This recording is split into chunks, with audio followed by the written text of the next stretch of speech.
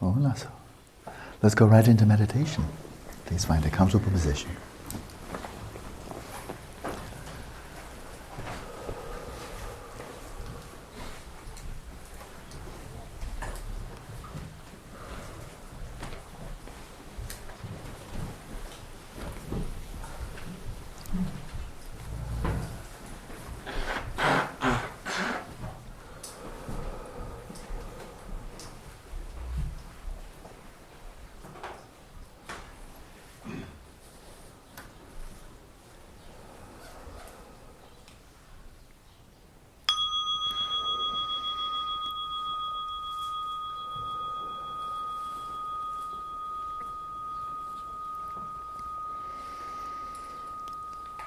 Taking refuge and arousing the motivation of bodhicitta, let's settle the body, speech, and mind in the natural states.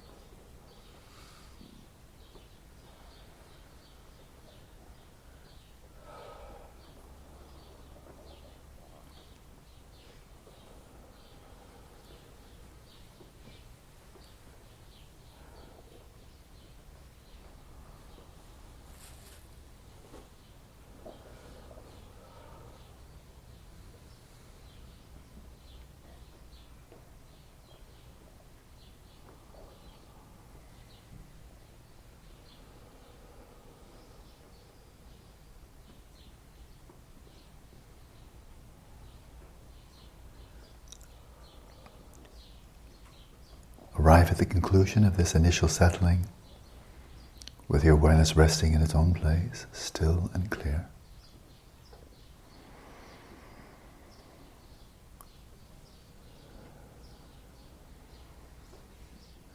This place is your natural sanity, a place of clarity, of stillness, of balance. So don't move from here.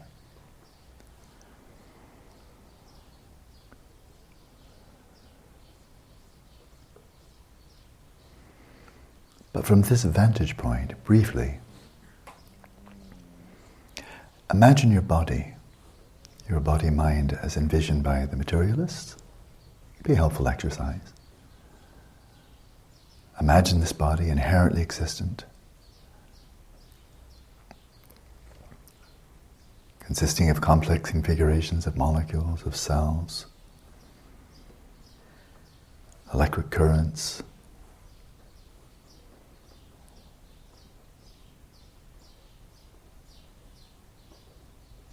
your brain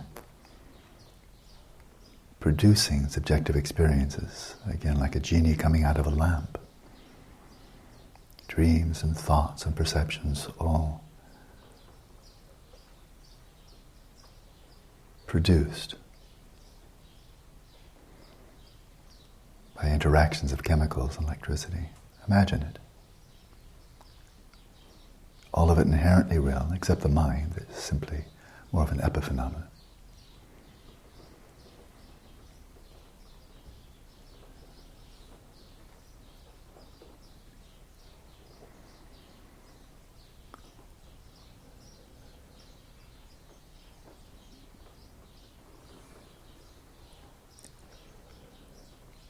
Now release this conceptual construct.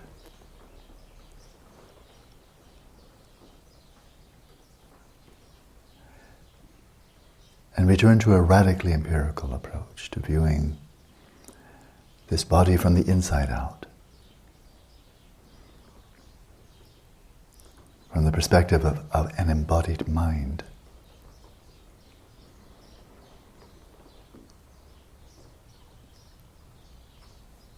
Direct your attention to the entire field of the body, from the soles of the feet to the crown of the head. And from the inside out, view the body as a body. very impersonal, like a physiologist would look at it, but from the inside out.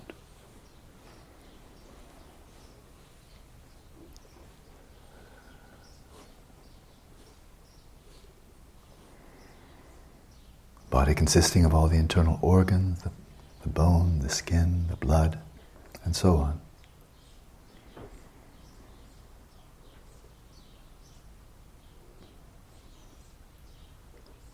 Certainly such a body exists. It's no fantasy.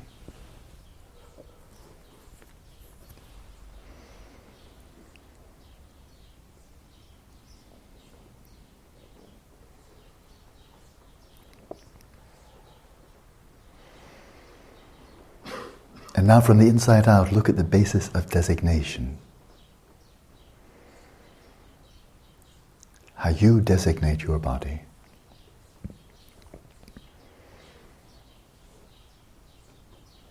On occasion, on the basis of this field of tactile sensations, when you say, my body feels unwell, my knee hurts, I feel really good. Now observe just this field of sensations, just the appearances without the imputation, body, matter.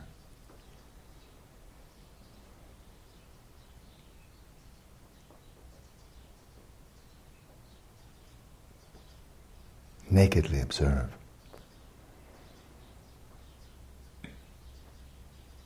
The appearances arising within this somatic field.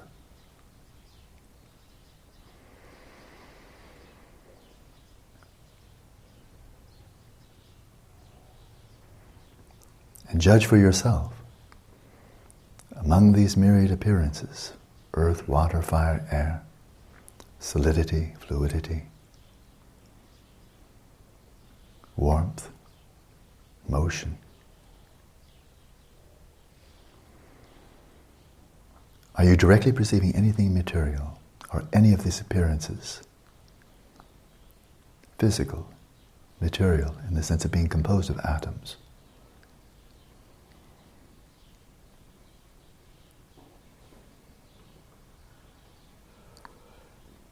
Do these sensations have any physical attributes whatsoever? Observe closely.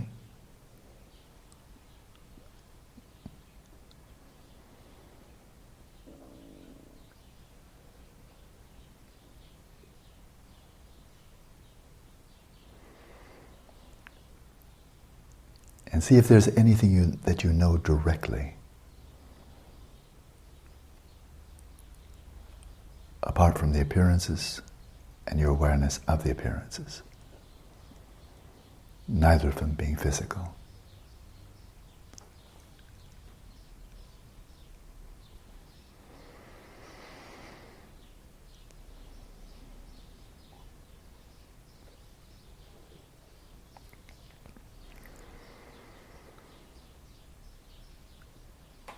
And now within the field of tactile sensations, selectively focus on those sensations throughout the entire body that are clearly correlated with the flow, the rhythm of the respiration.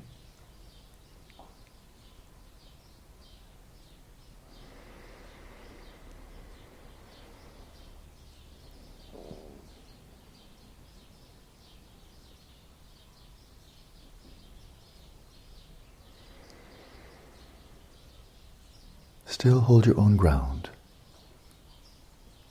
Let's say 10% of your awareness, just resting there in its own nature, self-aware.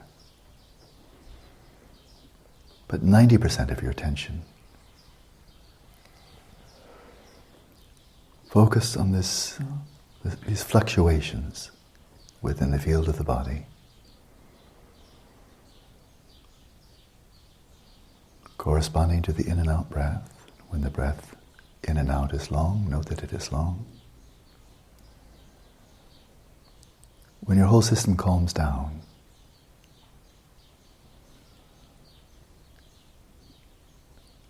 and the in and out breath are short, note that they are short.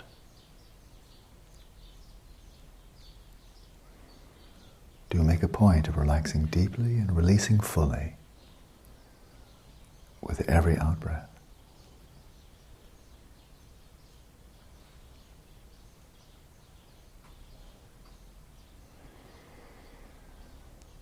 And simply allow each in-breath to flow in without impeding it and without pulling it in. Breathe egolessly.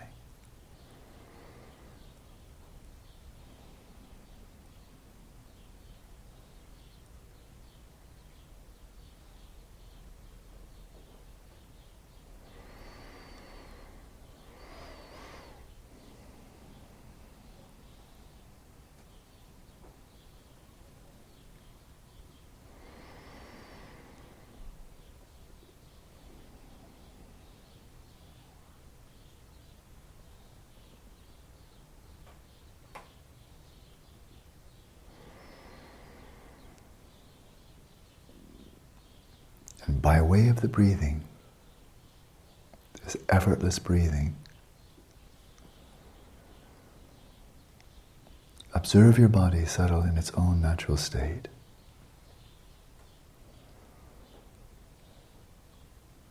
Observe over time how the blockages within the body dissolve away, imbalances evaporate.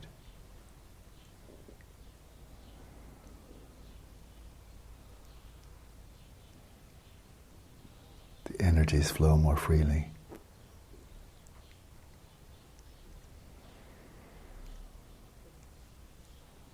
And your body settles in a state of dynamic equilibrium. Observe how the body balances itself, breath by breath.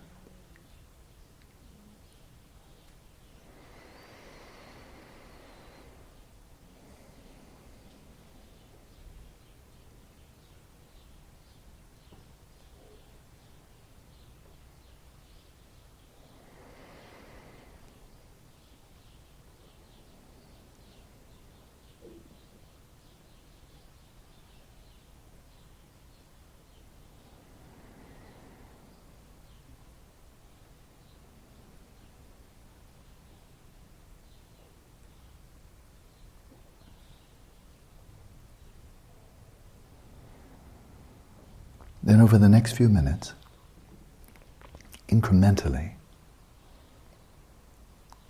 shift the primary focus of your attention from the objective physical sensations of the respiration throughout the body inward, to become more and more vividly aware of being aware, so that the sensations of the respiration throughout the body gradually fade into the background.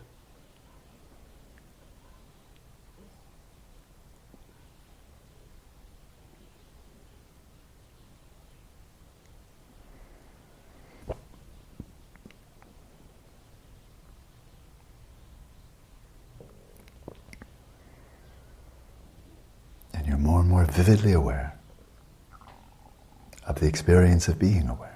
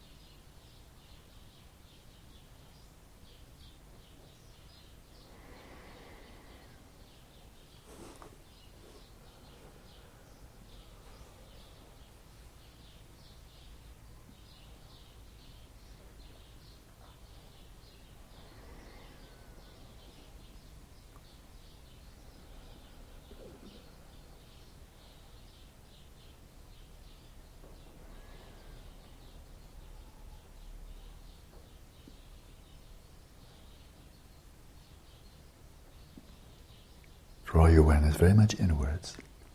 90% just resting in the awareness of awareness. With just the overflow, a 10% overflow of awareness. Peripherally aware of just the rhythm of the breath.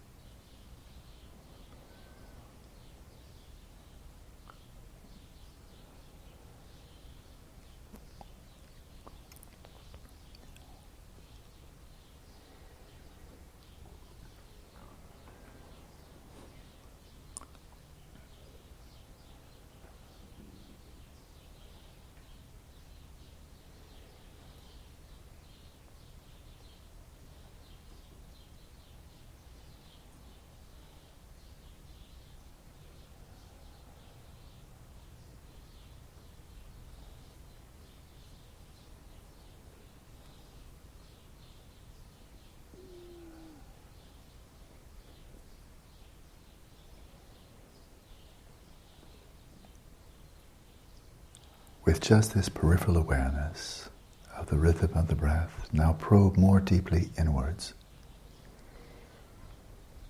Right in upon your experience of being the observer, the one who is meditating, that which is aware. Probe deeply into your own experience of being the subject, the observer, the agent.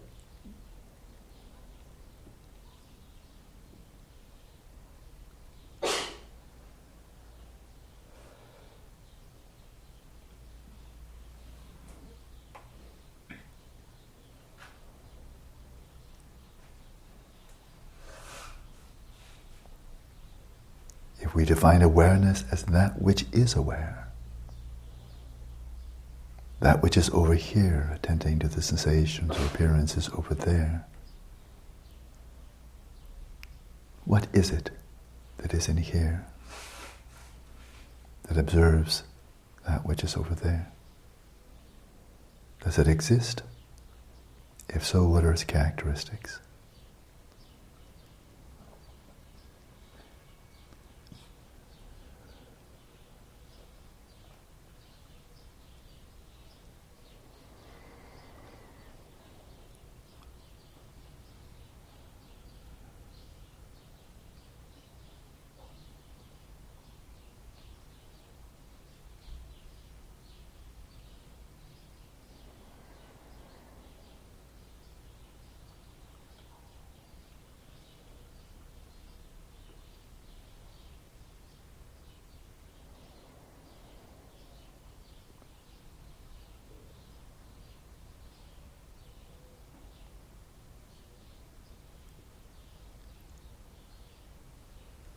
If you conclude that the observer is unfindable and therefore not existent,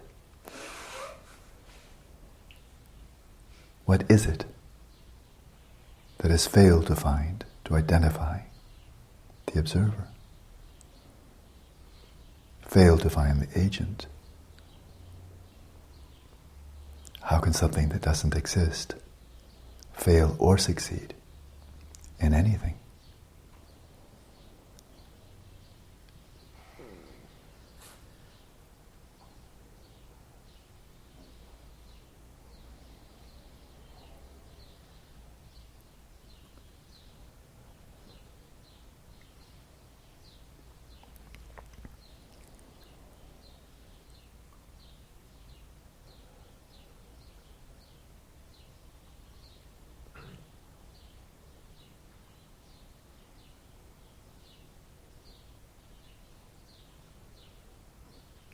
And when you see that your own awareness transcends the categories of existence and non-existence, nowhere to be found in either category,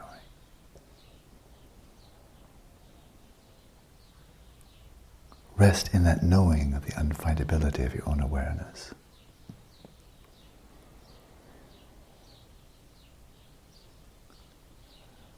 Rest in the not finding.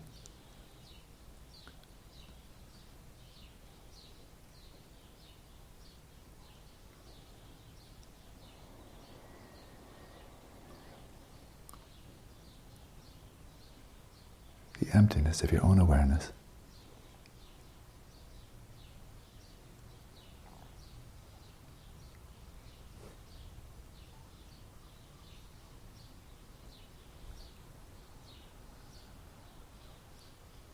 And then with your eyes open, your awareness evenly resting in the space in front of you with no object.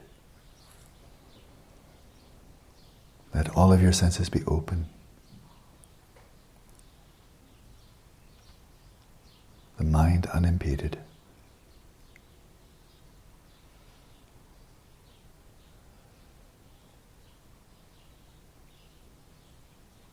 And observe the emptiness of all appearances, all spontaneously emerging from one source, the creative expressions of pristine awareness.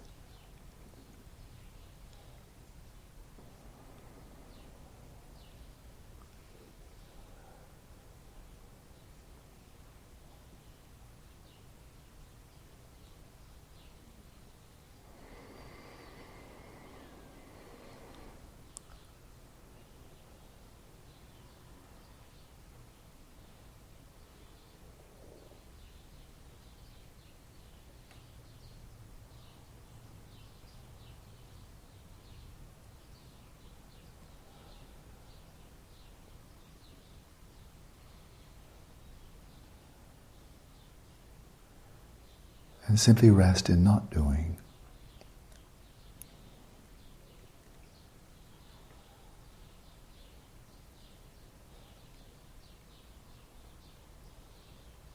Rest in being aware.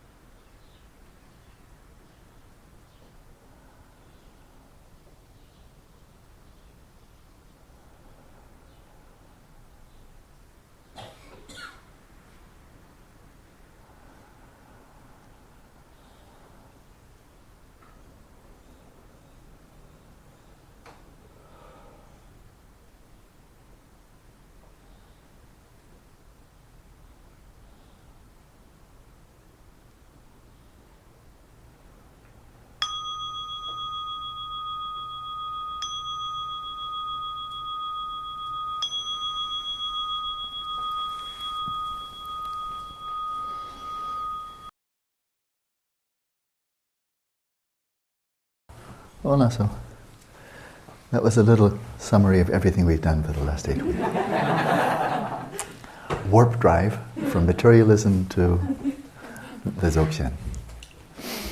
So you might want to do that a few more times to really unpack it. Voila, so. But on a serious note, it's not too soon. Not too soon to begin on occasion just resting in the not doing. Because now I think all of you are very clear that not doing at the end of that trajectory is utterly, utterly, utterly different than not doing at the beginning of that trajectory. Leaving all of one's metaphysical assumptions unchallenged, unquestioned, being a full-blown, member of the Church of Scientific Materialism and saying, I'm just practicing Dzogchen. You'll see what a joke that is. And then the spectrum. And outwardly it looks the same. Even the technique can be the same. And the reality of it is utterly different. So I think everyone's clear on that one. If you're not, there's nothing more I can do. So for people here, people listening by podcast, you've been very much in my mind all the way through. So, but it's not too soon. With this kind of foundation, having, I think, some clear vision of the path, the sequence, the strategy for really setting out, for finding the path or setting out on the path. The way I hope is quite clear now. And judging by the conversations I've had with quite a few of you, it is quite clear. So now and then, go ahead, don't be shy about just, at the end of a session, for example, just resting in non-meditation. It's good to sow those seeds now, and then watch them grow over the years. Okay? Good. So, I'd like to be able to respond, at least briefly, to any questions or points of clarity, clarification, specifically from people who have had the good fortune of having Glenn as your interviewer, to have your meetings with Glenn. Our time here has been limited, so I've not had the opportunity to get to know you, but better late than never, and better a little bit than nothing. So for those of you who had your interviews with Glenn, any points you'd like to raise that I might be able to help with? Anything coming up at all? And please do. Okay, Kathy first. Yep, and let's get this recorded if we can. Maybe you can, that's not going to go very far, so I think better just come up to where Claudio is and speak to the world. So when you're doing that emptiness meditation that we did just then, yeah. And do you go back through the whole thing of colour, shape, or do you just go to sort of where you're vaguely at? From where you're at, if you've already pretty much figured out the mind or awareness doesn't have a color, like I've already kind of figured out you're not a Brazilian bushman. There was some question about it, but I've made up my mind. So I don't have to work on that one. So that which is already clear, just sail right through and come to where you see there may be still some reification or where you're on the cutting edge of the blade. Thank you. You're welcome. And her name is Kathy, by the way. Anything else coming up? Now's your opportunity. Because this evening, apparently, we'll be doing various things. I've heard rumors. If there are no questions, then I have to give a big congratulations to Glenn. I know he's done a marvelous job. Yes, please. And please do introduce yourself.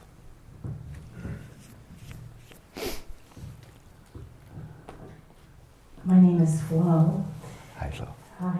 And I was wondering if you would give us the next step in terms of lucid dreaming. Give us the perspective. Sure. And have you been doing that? Is there something else we can do? Sure, very good. Enormous topic, but you asked for the next step. There are two avenues to go, and they're both good, but they are different. Okay, just like wave and particle, they're different, but they're both good. And so the way from kind of more the secular approach, which I respect completely, of Stephen LaBerge and so forth, is throughout the course of the day, really maintain a stance of prospective memory, to be on the alert, just like in the cultivation of mudita, we're on the alert for anybody who's manifesting virtue, anything good, and so forth and so on. But we keep our eyes open, the antenna up for it. So when in the daytime practice of lucid dreaming, be on the alert for any anomalies, anything out of the ordinary, right? Anything at all.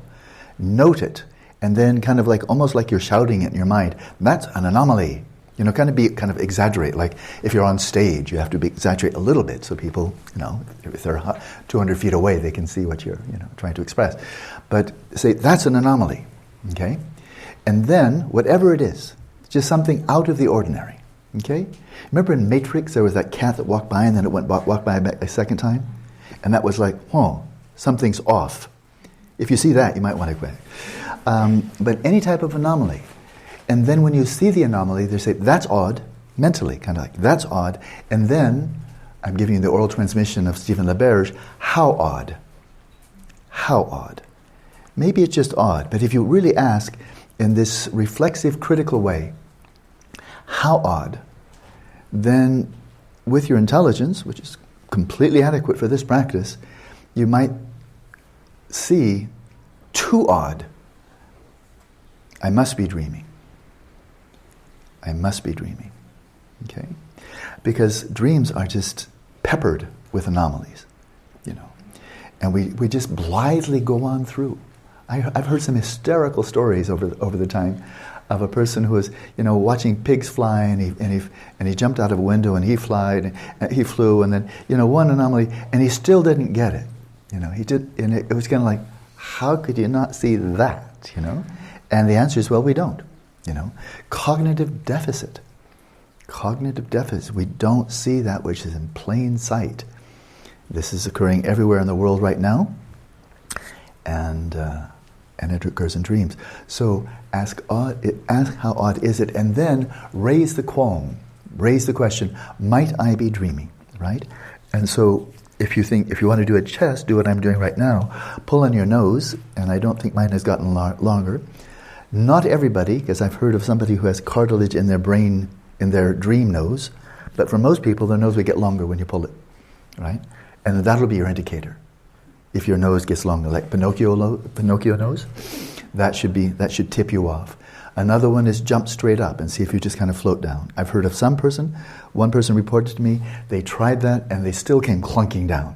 The laws of gravity were still in their dream. They really believe in Newton, even when they're dreaming.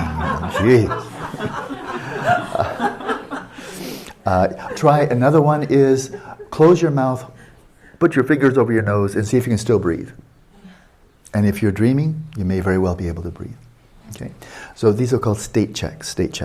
And you do them during the daytime. What you're doing is building up a habit of this self-critical questioning, how odd, and then doing a state check.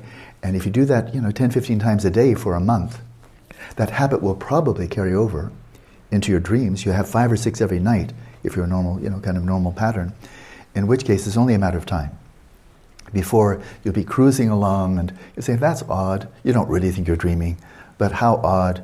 That's very odd. Oh, that's very odd. You see your nose coming out about a foot in front of you. So there's the secular approach. If it works, it works. This is not one is better. It's just like which method of shamatha is better, whatever works.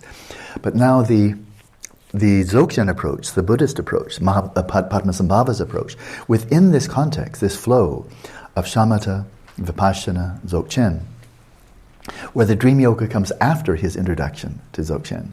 Here, with all this momentum of your shamatha, now I've got a really itchy nose, and it's still not growing longer. With this momentum of your shamatha, your Vipashyana, introduction to Dzogchen, and so forth, within that context of your practice in meditative equipoise, and then the dream-like or illusory-like way of viewing reality when you're out of meditation, then sustain that. But now Padmasambhava says, not this is like a dream, which is very standard for Madhyamaka practice. You rest in space-like samadhi, and then you come out and you're thinking again and again, this is like a dream, this is like a dream. This is what Atisha teaches in the 7-point mind training. But he's not quite teaching Dzogchen, he's right on the cusp. But what Padmasambhava teaches in natural liberation, when teaching dream yoga, and it's very common teaching, is in between sessions, kind of blast yourself by saying, this is a dream. This is a dream. Now, from the perspective of a sentient being, that's a false statement, right? Once you've pulled your nose, you've done a number of tests, and you see beyond all reasonable doubt, this is not a dream. I'm awake. I don't have a body lying in bed someplace. But we're not in conflict with that, any more than Tsongkhapa's in conflict with Longchen Rachamba, and one's right and one's wrong, right? They are viewing from different perspectives, and then problem solved. And so, quite true, you're acknowledging with your intelligence, I've done some state checks, I'm not dreaming, and now I'm going to shift, I'm going to bump myself, I'm going to almost force myself into another perspective from which it is true to say, this is a dream. And that, of course, is the perspective of Rigpa. So you're kind of working top down, bumping yourself, kind of pushing yourself out of this conventional perspective of samsaric mind and really viewing this here as a dream, right? And the more you can deepen that and have a sense of the truth of that, the locus of your awareness is descending from your psyche, the coarse mind, to the substrate, and to the substrate where all of this is appearing in the space of your mind. Nothing that appears has any existence outside of the space of the mind, and then just cut right on through that to viewing everything from Rigpa. So that's a very powerful approach, but then you must have view. The Shamatha Vipashyana would be very crucial. Otherwise, you may be just engaging in an act of self-delusion, which is giving it psychosis. You're not dreaming, and you're saying, I'm dreaming. Well, no, you're not, from that perspective. Okay? And then, once you have clicked into, so I'm going to sum up a lot to keep you busy for the next months, once you have succeeded in becoming lucid, in other words, within the dream, you've shifted your axis. Again, it's the same thing. Shifted your axis. Instead of viewing the dream from within the dream, you're viewing it from the perspective of one who is awake, or one could say from the perspective of the substrate consciousness, with full access to your knowledge in the waking state. When we're dreaming, again, when we're caught up in the dream, we don't have access to a whole lot of our knowledge, right? And we can be very incredibly stupid. Really, really stupid. That means I can, at least. Where, it's just kind of like, my mind has gone inside a peanut shell. I'm so tiny. Well, you shattered the peanut shell, you've broken through, so now you have full access to your database, your knowledge, your intelligence, and so forth of the waking state, but you're still manifesting in the dream. And then the first thing, when you feel that shift of axis, where that discontinuity of viewing the dream from the perspective not of the dreamed persona, but of the dreamer, right? Then the first thing to do is relax, because you'll probably get so excited you wake up, right? So the first thing is relax, and just kind of take it casually, like, oh yeah, I've had one of these, or 100, whatever. But see if you can relax while remaining engaged. So relax without losing the clarity.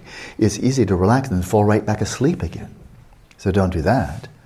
So relax without losing the clarity of the dream. Remain engaged, right? And then from there, it would be nice to have more than a 5-second lucid dream.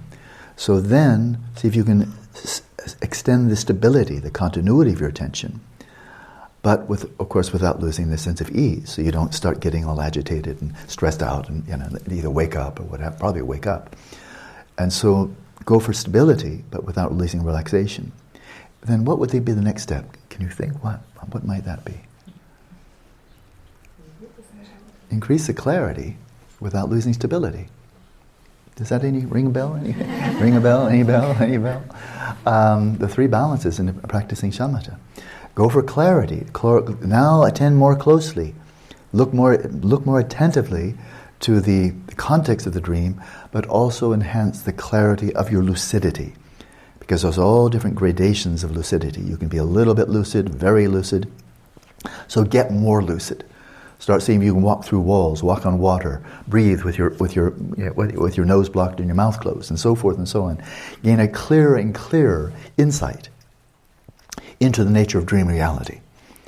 And then you're well on your way. Okay. Now, if we want to just take one more step, once you're really nailing it, you're really deeply comprehending the nature of dream reality, then with the greatest of ease, then you can simply close your eyes, or you can simply stop, and in a matter of seconds the whole dream will vanish. Maintain your lucidity, go right down to the substrate consciousness, and be lucid in the dreamless state. And then, as I said, you're just right next door to Rigpa. Right? You're very close. But we'll leave that for next time. Okay. Very good. So, Flo, thank you. Anything else coming up from the overflow? The cup runneth over, people. Anything else coming up? Speak now or forever rest in your peace of mind.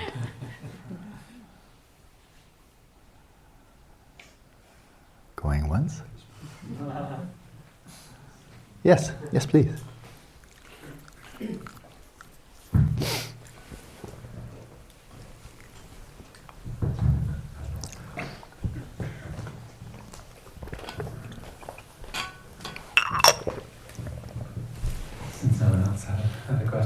your name?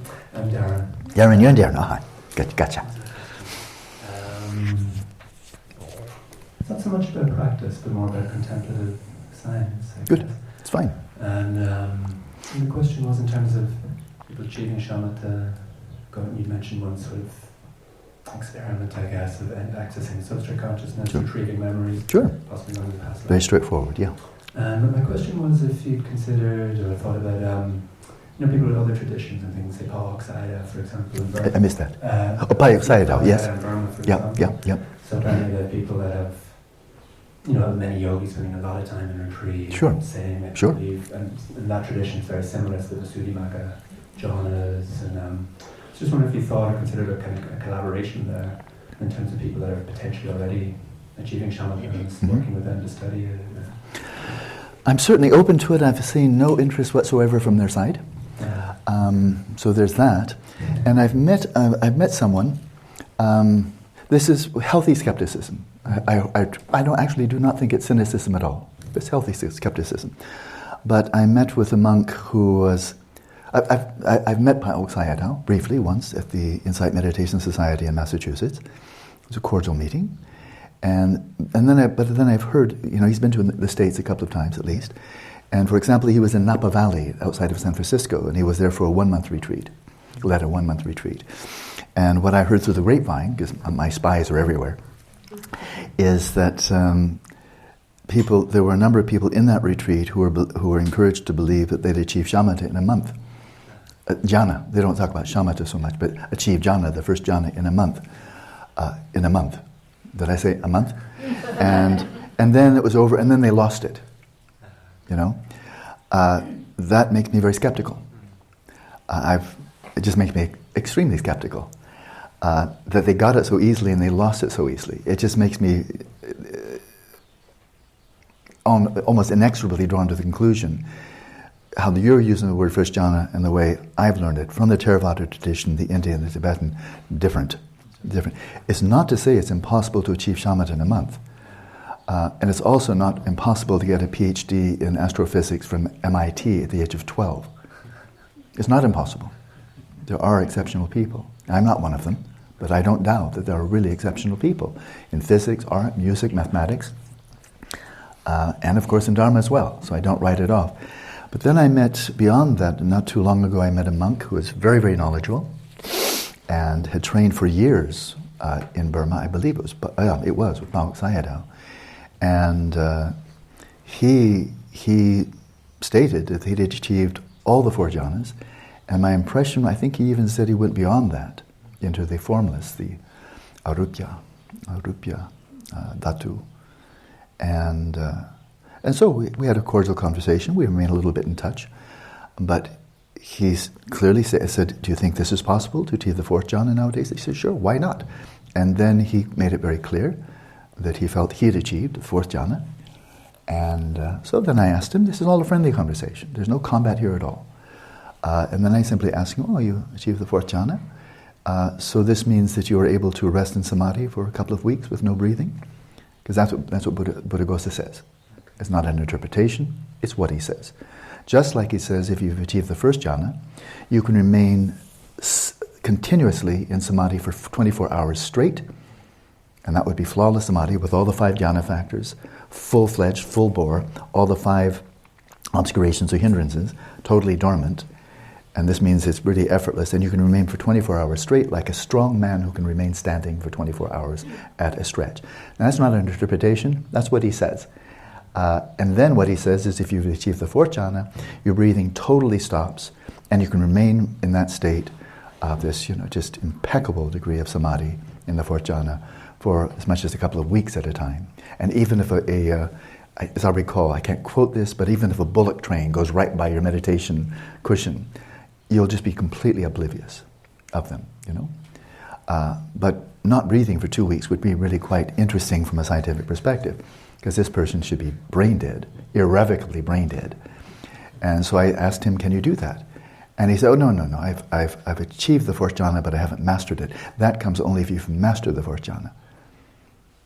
So he said he'd achieved it, not mastered it. So I didn't pursue it because I just don't get any joy out of, just being confrontational for the sake of confrontational, especially on an individual. I'll be very confrontational with themes and statements, as you might have noticed by now. But when it comes personal, I have no interest in, it's not my job. But then you can go right back to Buddhaghosa. Is there any reference in Buddhaghosa or anywhere in the Pali Canon a distinction drawn between achieving the fourth jhana and mastery of the fourth jhana? They made that one up. So they can say they've achieved the fourth jhana without actually having risen to the gold standard of what Buddhaghosa says. So I've seen this so many times by now. By Westerners who claim to have achieved jhanas, by Asians who claim, and time again, each time it's kind of, I really want to believe. I want to believe that people achieve this. That will be inspiring for everybody. I want to collaborate with them. I'd like to learn from them, and so forth and so on. And I'm sorry to say, just time and time again, when I see people claiming it, and then I just compare their statements to the gold standard, and that's the gold standard of Buddhaghosa, it's of Tsongkhapa, of Padmasambhava, of great Indian masters, time and time again. It just doesn't even come close to the gold standard. So then I lose interest. Now, this does not imply, I do not believe that no one in Southeast Asia, for example, in Theravada tradition, I do not believe that no one's achieved jhana. In fact, I'm quite convinced some have. And I think there's some strong indicators of that. But I think it's far more rare than widely believed. And my own teacher, my own primary Theravada teacher, who by all accounts, a great master, Balangoda Ananda Maitreya, say his name in the Theravada world, eyes light up. Oh, he was great. So it has no reflection on me, I'm just a little peanut. But with his compassion, he let me come under his guidance, and I trained with him. And so when I was living with him in his home temple in Udamula, 35 years ago, I asked him, in this country of Sri Lanka, with at that time 16 million people, and now it's much more than that, and Vipassana centers all over the place. I mean, it's about 85% Buddhist country. I asked him, how many people do you think in Sri Lanka, which he knows inside and out, this is his home, how many people do you think have achieved the first jhana in all of Sri Lanka? And he said, oh, you can count them on the fingers of one hand. So that makes me, sadly, a bit skeptical. But Darren wrote me an interesting note, and so nothing about it confidential. But it was a very good question, so I'll address that right now too. And that is, we had this lovely experience where there's no question in my mind there was a lot of virtue. As we practiced Donglen, we sent out our prayers for the young child who's still alive and really took a turn for the better. Now, there's just no question that could have been coincidence. I mean, that was not a scientific study. But what we were doing was virtuous no matter what. And the child did get better. And so it all turned out well, regardless of whether there's definitely a causal relationship between our practice here and what happened thousands of miles away in Mongolia. So we can just rest and be happy that it turned out well so far. But then Darren was suggesting, well, maybe that's true. I think I sense a real open-mindedness from you. Maybe there was, in some subtle level, some 50 people directing their loving thoughts and so forth to a child who was very survival, was very precarious. If that's the case, then why not subject this to a scientific study? Like, for example, during the next 8-week retreat, and do this, but in a scientific trial, where we find other people. There are certainly many, many people who are, in serious danger. And if there could be a statistical, let alone, we just get them, nail them every time we do it, 100% success rate, let alone that, which is frankly silly. But if there could be a statistical, clear impact that when this is done, there are greater chances of recovery and so forth, then that could make quite an impact on the scientific community and the notion that the mind is located inside the brain and it's just a function of brain activity. I would like to think that, but my experience thus far makes me very unoptimistic in that regard, for a very totally practical reason, and that is a fellow I know named Russell Targ, T-A-R-G, and he, during the 80s, I think it was mostly the 80s and 90s, something like that, something about 20 years. He's a PhD in physics, and he was working for the Stanford Research Institute, SRI, right next to Stanford University, but not part of the university, but the Stanford Research Institute. But it's a very credible research facility. And he worked for them as a researcher. And what he got interested in was precognition and remote viewing. Okay? So remote viewing, seeing things that are very far away, seeing with your mind, of course, and precognition, obviously, having some clear insight into something that has not yet occurred.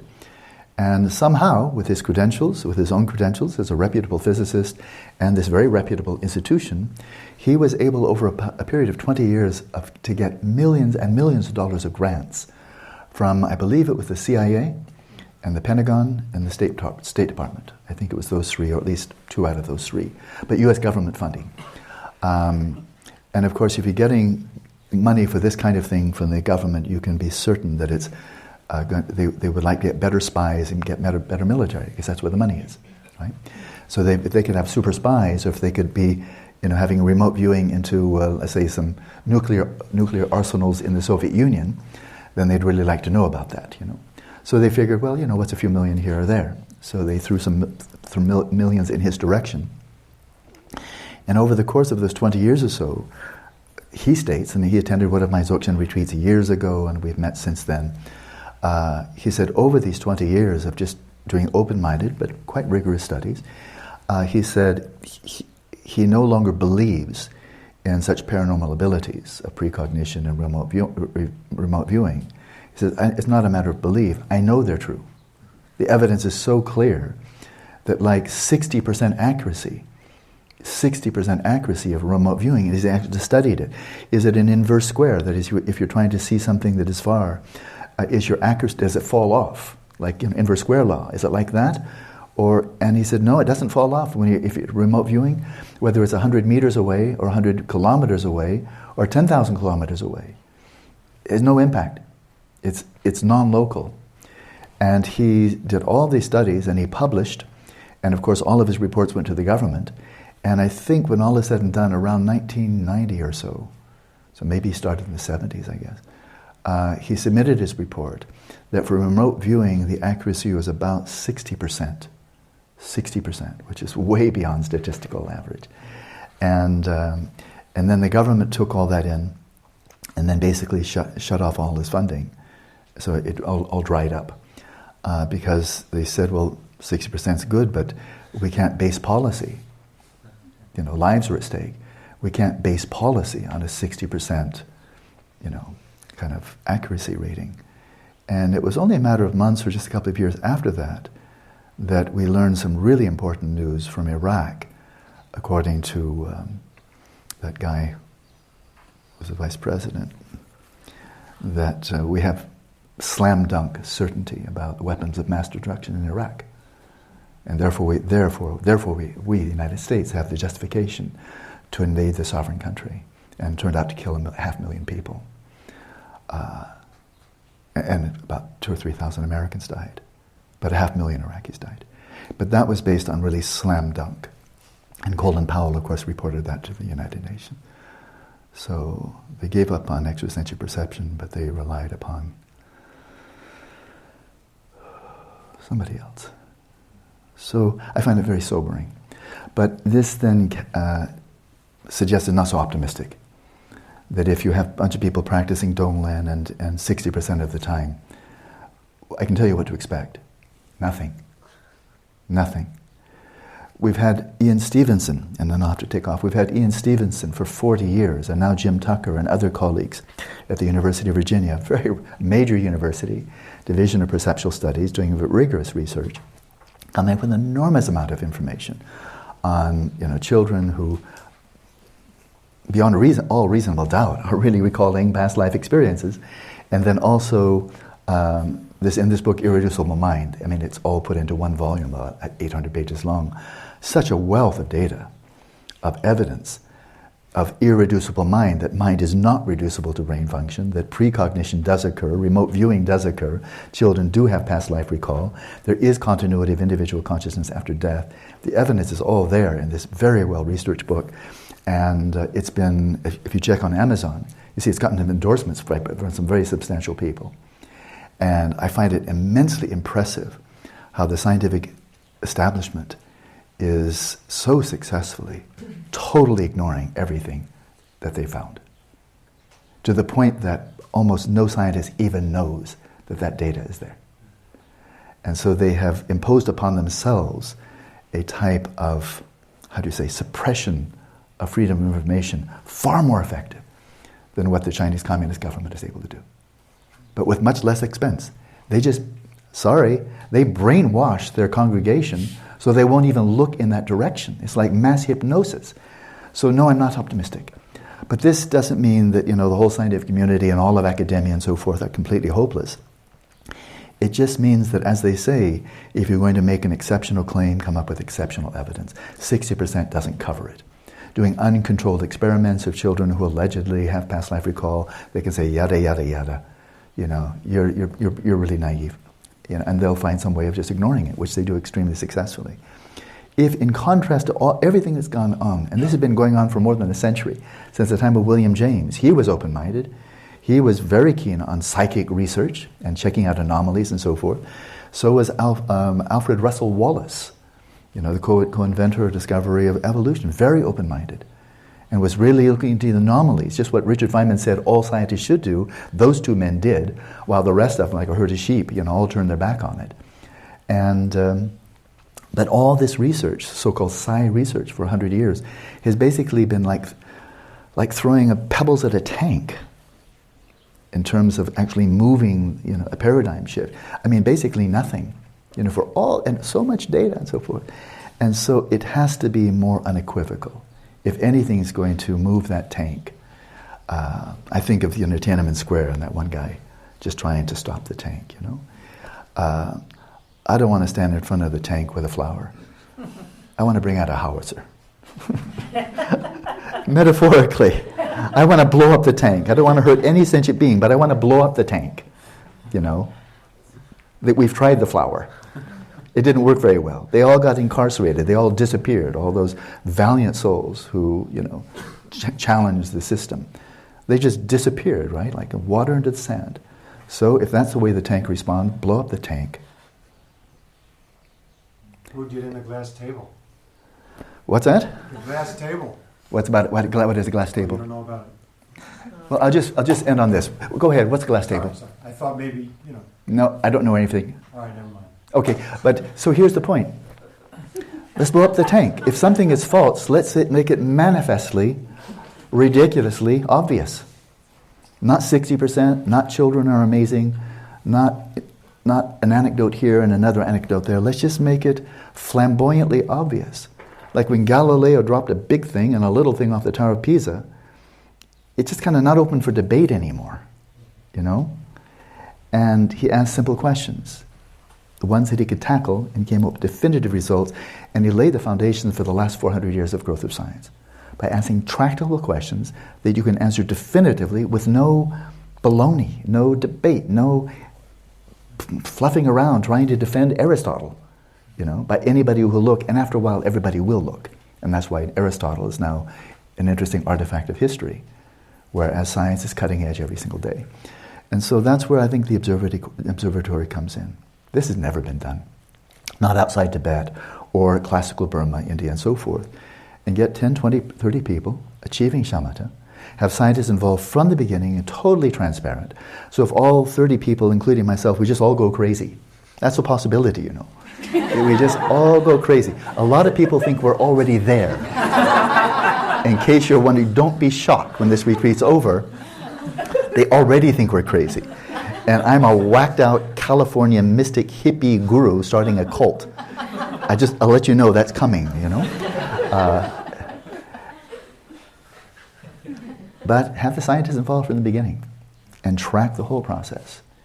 And then, if out of 20, 30 people achieving shamatha, we have 20 or 30 of them under a controlled experiment, tapping into the substrate consciousness, coming up with critical memories. And the scientists who are skeptical but open-minded saying, we're watching every moment of this, then if that comes out, that's not going to be a statistical advantage.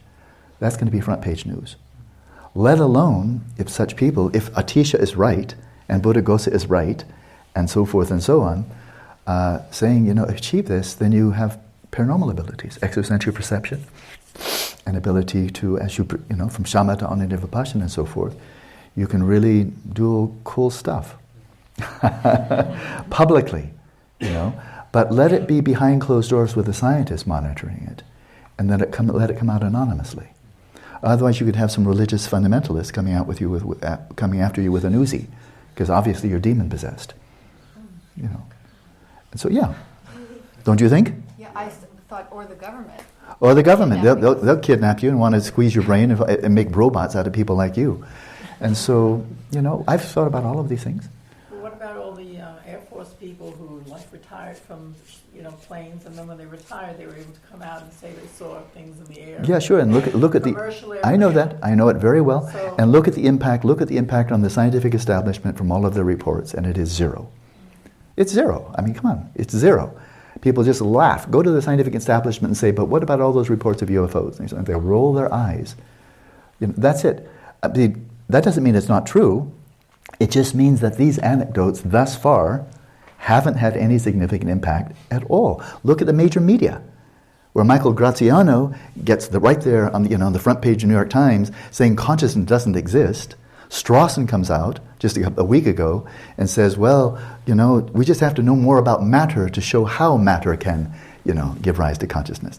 I mean, they're willing to publish the biggest bullshit on the planet in New York Times, Atlantic Monthly, and all the other major media. But then when something anomalous comes out, or books come out that challenge the paradigm, they smother it to death. This marvelous book, Huxley's Church and Maxwell's Demon, it's some of the best science history writing I've ever seen. It's just an extremely good work, and shows how did this happen, that science became totally dominated by scientific materialism. It reads like a novel, like a thriller. And then check it on Amazon. See where it's listed on Amazon. Just the things that challenge the paradigm get overlooked by the media, and that's how they kill it, by not looking at it. So, with benevolence, with compassion, with wisdom, as science has already shown its stuff, its insights, its paranormal abilities, its extrasensory perception, it's shown that. And we're all the recipients of it, gratefully so. I find this little mechanism here very, very useful, my cell phone. But for the sake of parity, that meditators are not just grist for the mill of scientists studying their brains and appropriating everything they do to their own paradigm, which is what they've done thus far. Let's stand up and be counted. And as they have professionally trained, very fine scientists, quite a number of whom I've met, just last Saturday, met with an excellent neuroscientist from the University of Pisa and somebody from the School of Engineering there, that is information engineering, open, interested, motivated. But of course, these people, they have 15 years of professional training and another 15 years of experience of research. So, in a spirit of benevolence, of kindness, of warmth, meeting their cordial open-mindedness with cordial open-mindedness, let's have our own people who have 15 years of training, full-time, professional, and step up and meet as partners in a spirit of friendship. So when I speak howitzer, I just want everybody, but I'm going to say it again.